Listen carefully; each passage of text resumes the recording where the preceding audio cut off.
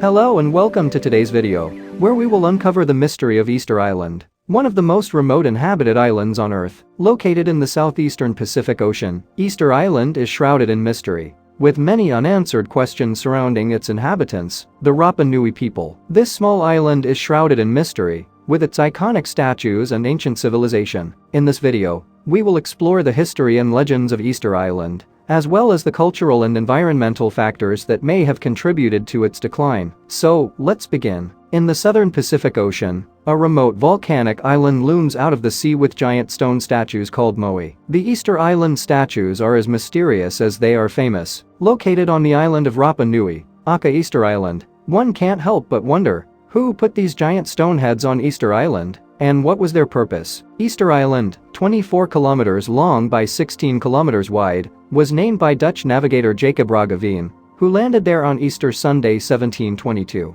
Located in the South Pacific, it is one of the most isolated inhabited islands in the world. The nearest inhabited land is Pitcairn Island, colonized by the Bounty mutineers 2,015 kilometers away. Chile is more than 3,000 kilometers away. The island is famous for its stonehead statues called moai scattered throughout the park. It is believed that there are some 900 statues and 300 ceremonial platforms on the island. The moai statues range in height from 2 meters, 6.5 feet, to 20 meters, 65 feet. Once you appreciate the size and scale of these massive stone sculptures, you begin to wonder, who put them here? What purpose do they have? How did they transport them across the sea? Mark is on the trip of a lifetime to discover where this isolated civilization came from, and where they went. What were they made from and how big are they? They were carved from tuff, a compressed volcanic ash. On average they are 4 meters high and weigh in at around 12.5 tons. The tallest finished moai was 10 meters high and weighed 82 tons, whilst the biggest unfinished statue would have been an incredible 21 meters high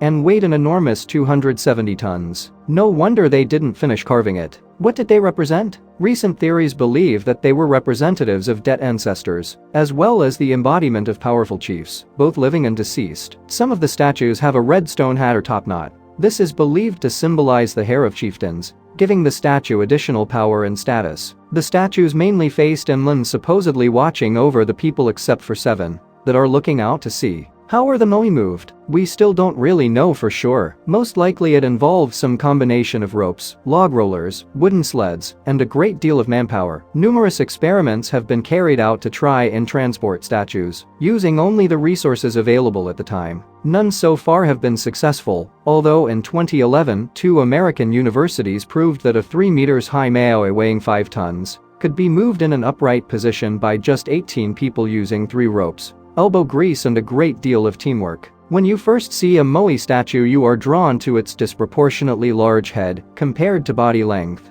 and that is why they are commonly called Easter Island heads. They are one of the most fascinating archaeological sites to see. What happened to the Rapa Nui people? Most people have heard of the decimation of the population of Easter Island, also called Rapa Nui, and have seen pictures of the massive stone statues, moai, that line the coastline. The conventional explanation of population decline is that the islanders cut down all the island's trees, precipitating an ecological reaction that killed off most of the population. But this is no longer accepted as an accurate description of what happened. Anthropologist Terry Hunt, who carried out extensive archaeological field research on Easter Island, tells the story in the Folio Book of Historical Mysteries, the Folio Society, 2008. Easter Island's native Polynesian inhabitants arrived from other islands around 1200 and established a thriving culture, as evidenced by over 800 moai carved between 1400 and 1650, each weighing several tons, and some over 9 meters high. They commemorate ancestral high chieftains. The initial population increased rapidly, reaching a peak of 3,000 to 4,000 around 1350.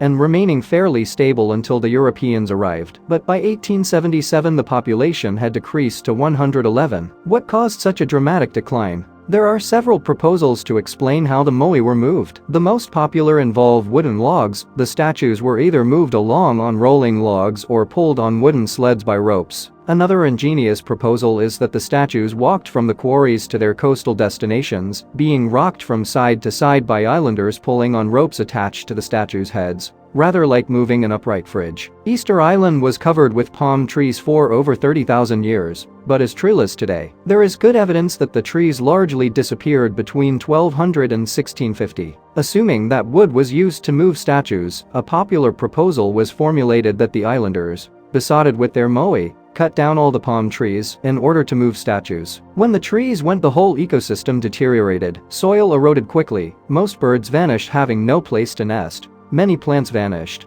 Wood wasn't available for building canoes or houses, people starved, and the population crashed. With our present preoccupation with climate change, this story served as a parable illustrating how human interference with the natural world has disastrous consequences. However, as Hunt explains, the truth is more complicated. Rats play a prominent part in the story. Rats can cause rapid and widespread environmental degradation. For example, deforestation took place on the Hawaiian island of Oahu between 900 and 1100, but there is no evidence of human presence there until 1250. However, there is evidence the Polynesian rat was present from 900, and it seems clear that these rats caused widespread deforestation. What's happening on Easter Island today? From the middle of the 20th century, extensive investigation of the Maui statues and the Rapa Nui people were undertaken. Many statues have been preserved, restored and re-erected as has a ceremonial village. In 1994, Easter Island was made a UNESCO World Heritage Site, and studies continue today that may one day solve the remaining mysteries of the moai of Easter Island. Thank you for joining us on this journey to uncover the mystery of Easter Island. The moai statues continue to fascinate and inspire people from all over the world, and we hope this video has shed some light on their history and culture. Don't forget to like and subscribe for more videos on archaeology, history, and culture.